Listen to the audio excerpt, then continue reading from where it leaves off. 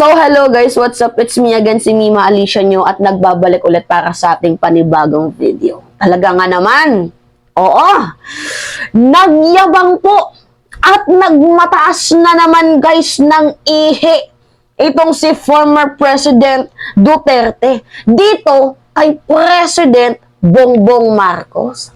Grabe, talagang pinapakita niya talaga guys na hindi siya natatakot. Kung kahapon kasi guys, sinabi niya, ginawa niyang messenger, diba, itong si Roque na manlalaban daw siya.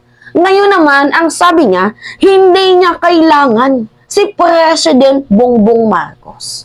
Abay, let's see. Tingnan natin, diba? Kasi nga, sila Romualdez, I think bad trip na yan sa'yo. Ang tanging magiging kampi mo na lang sana dito ay si President, kaso inaaway mo pa. Well, hindi natin alam yung ikot ng panahon, guys, kasi pwedeng kainin na naman ni Digong ang kanyang salita na yan. Kasi guys, diba, if you will remember kahapon, bago tayo mag-jump sa topic na yan na hindi niya kailangan si Marcos. Kahapon kasi guys, sabi niya, kay Roque, ginawa niyang messenger si Roque, diba? Sabi niya, hindi daw siya magpapahuli ng buhay. Ito, basahin natin tong message niya ha. Kasi nasundan na naman ng another kayabangan eh. Talagang naiinis talaga ako eh. Sabi niya, isinisiwalat ko lang sa publiko kung ano ang sentimento ni dating Pangulong Rodrigo Roa Duterte. Hindi siya magpapahusga sa mga dayuhan. Hindi siya magpapahuli ng buhay sa ICC. Hindi daw siya magpapahuli ng buhay. So in generalization, manlalaban siya.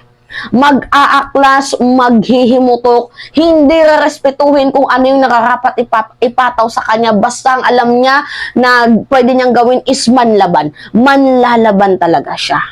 At sinabi niya din dito sa interview niya kay Panelo na hindi siya magpapahuli ng buhay. Imagine guys naging mambabatas, naging abogado, naging presidente, pero you know, hindi marunong rumespeto ng batas. Mabuti ka pa nga, abay dumadaan ka sa rule of law and due process. Tapos ganyan pa yung isusukli mo, kawalang hiyaan, kawalang respeto. Yan, yung salitang manlaban, yan po yung never na experience ng mga taong, you know, tenegi sa panahon ni former President Duterte dito sa kanyang palpak na war on drugs. Hindi nila nailaban, naidepensa ang kanilang sarili. Diba, paano ba naman didepensahan? In-implement ba naman na may special reward kada addict na napapatay? See? Yan po yung hindi naranasan ng mga biktima ng madugong war on drugs nyo, yung manlaban, yung idepensa yung kanilang sarili. Di ba dapat sana pag addict, i-rehab bigyan ng pagkakataon. Kaso, wala Siguro sabihin na lang natin na merong nanlaban, pero hindi naman ganun karami. Kasi halos lahat ng crime scenes ay mga planado. Anyway, ito na nga.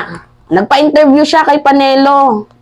Paano ba naman kasi guys, napilayan talaga itong si Digong. Tingnan nyo kung saan-saan na natin siya nakikita kasi wala na yung yung SMN ay talagang sandamakmak na malas. Tingnan nyo guys, nakikita na lang natin siya kung saan-saang interview.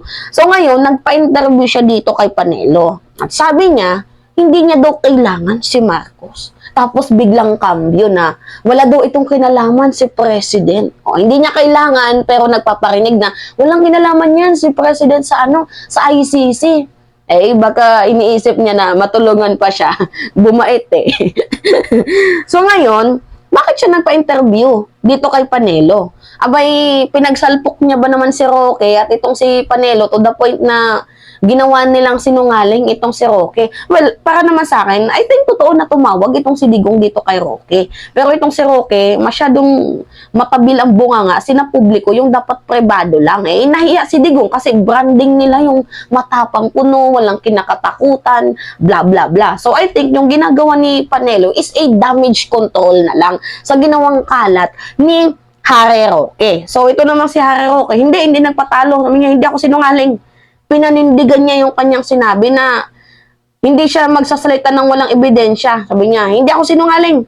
Totoo na tumawag sa akin si Tatay Digong. Tatay kasi yung tawag nila eh. Ewan ko sa bangayan. Mga tarantado. Sila-sila lang din yung nagtitirahan. Dapat sila-sila na lang ang magkakampi pero ang nangyayari ay by sila pa yung nagtitirahan. Anyway, panoodin natin tong interview. Saan ba tong ano na to? UNTV ata to.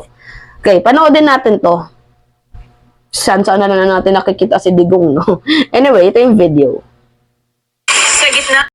Sa gitna ng mga balitang aarestuhin na siya dahil sa manoy warrant of arrest mula sa ICC ay sinabi ni dating Pangulong Rodrigo Duterte na hindi ito humihingi ng tulong kay Pangulong Bongbong Marcos. Narito ang balita ni Sara Santos. Wala raw kinalaman si Pangulong Bongbong Marcos sa balitang pag-issue ng International Criminal Court o ICC sa Pilipinas ng warrant of arrest kay dating Pangulong Rodrigo Duterte. Kahit nga raw ang tulong ng punong ehekutibo kaugnay nito ay hindi rin hinihingi ng dating Pangulo. Ito mismo ang isinagot ni Duterte kay Attorney Sal Panelo sa isang radio interview. Hindi nila ako mahuli talaga. Mahuli nila ako patay. Let me be very clear on this also, Sal. Mr. Marcos has nothing to do with the ICC. As a matter of fact, I am not asking for his help. Sarili ko itong this started even before him. Ako na ang bahala sa sarili ko dito. I will deal with the ICC myself. Hindi ko kailangan si Marcos. Kayong mga sundalo, tumabi muna kayo. Kasi hindi niyo ito away. Bago pa umugong ang balita na aarestuhin na si dating Pangulong Duterte, ay makailang beses na nga bang sinabi ni Pangulong Marcos na walang jurisdiksyon ang ICC sa Pilipinas. Bilang isang abogado at dating miyembro ng gabinete ni dating Pangulong Duterte, ganun din ang naging pahayag ni Attorney Panelo. There can be no basis of a warrant of arrest. Number one, ang nag-i-issue ng warrant of arrest ay ang hukuman. Wala nang demanda sa kanya. Yung demanda sa kanyang grave threats, dinismiss na. So, paano magkakaroon ng warrant of arrest? Yung sa ICC naman, isa rin. Bago mag-issue ng warrant of arrest yan, dapat tapos na yung preliminary investigation. Nagkaroon na ng determination ng probable cause. Wala nga eh. Hindi nga malaman kung nag-iimbestiga sila o hindi. Kasi dapat, notify mo yung mga respondents. Wala rin yun. Samantala, sakalit ipilit ng ICC ang pagsasagawa ng investigasyon sa Pilipinas, ito naman ang babala ni dating Pangulong Duterte.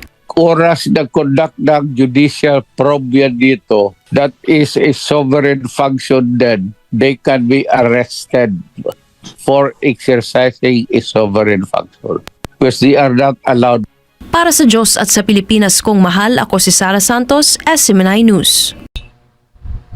Sa SMNI pala to, guys. Anyway, kita nyo naman no guys, talagang napilayan itong si Digong. Wala na siyang specific platform.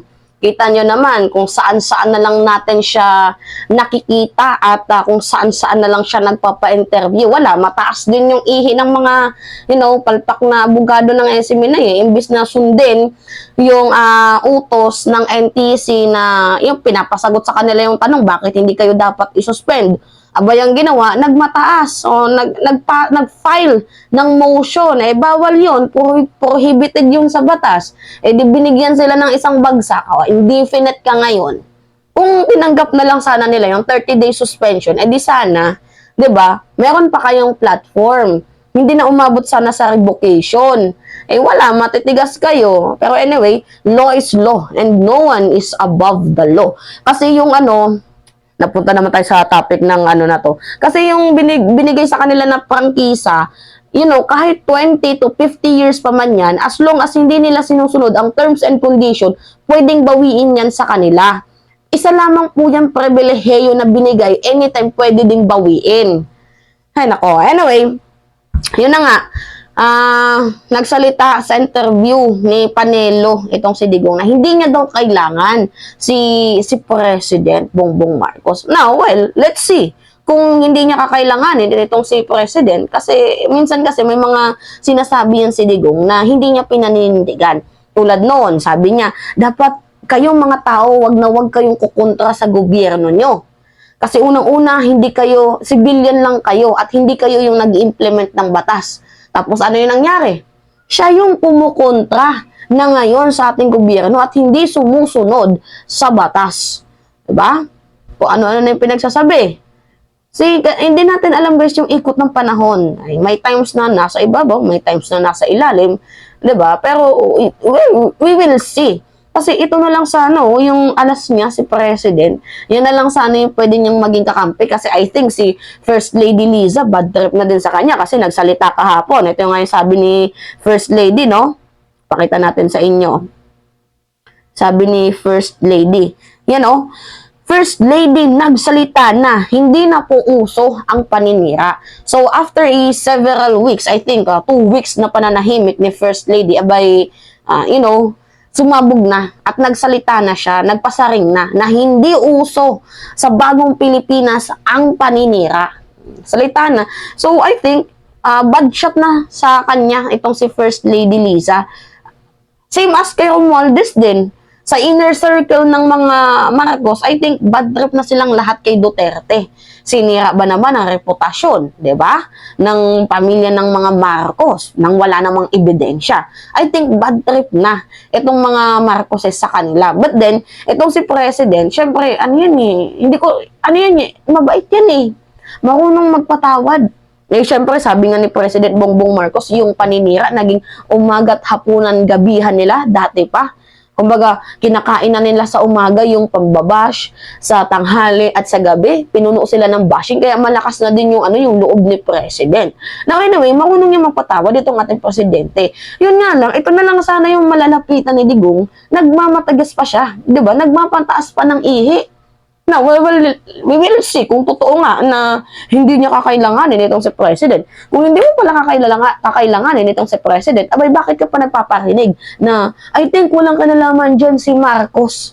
Diba? I will make this clear na walang kanalaman dyan si Marcos sa ICC na yan, ganyan-ganyan. Ba't ka nagpaparinig kung hindi mo naman pala kailangan si Pangulong Bongbong Marcos? Tantado. Iba talaga ang epekto ng fentanyl, oy.